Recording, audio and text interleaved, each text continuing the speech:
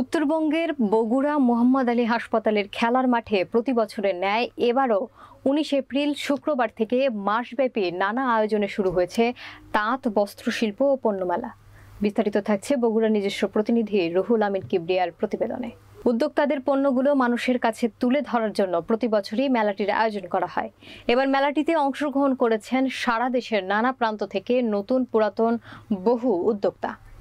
মেলাতে রয়েছে দেশীয় উন্নত মানের বাহারি শাড়ি, থ্রি পিস, কসমেটিক্স, খেলনা, গৃহস্থলীদের বিভিন্ন সরঞ্জাম ও নানা পদের আচার।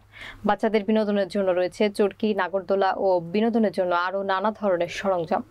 প্রায় ৪০০টির উপরে দোকানে রয়েছে প্রতিদিন হাজার হাজার বিভিন্ন শ্রেণী পেশার মানুষের ভিড় জমে উঠেছে তাঁত বস্ত্র শিল্প ও পণ্য মেলাটিতে। সচরাচর একেবারে ভালো আশা করি ভালো। তারপর একটু গরমের একটা ব্যাপার আছে, লোকজনগুলো দিনের বেলা বের হইতেছে না।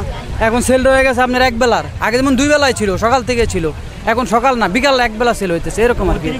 গরমে একটা বিশাল প্রভাব বিস্তার করছে। সকাল বা দুপুরে মানুষজন করতে হবে, ভিড় কম হচ্ছে। সন্ধ্যার পরে হ্যাঁ আসতেছে গরমের চাপটা একটু কমলে আসতেছে। আসলে গতবারের তুলনায় এবার মেলাটা অনেক সুন্দর সাজাইছে, ফুল ফ্যামিলি নিয়ে আসছি, আসলে ভালো লাগছে। এবারকার যে আপনি ডেকোরেশনগুলো করছে আসলে অনেক সুন্দর করছে। কাস্টমার হয় কিন্তু তুলনামূলকভাবে কম আর কি, আশা করি হবে ইনশাল্লাহ। অনেক ভালো লাগতেছে বগুড়ার মেলায় এসে, আর প্রতিবারের মতো এবারেও আয়োজন করা হয়েছে, আর অসাধারণ প্রত্যেকটা স্পেস অনেক সুন্দরভাবে সাজানো হয়েছে।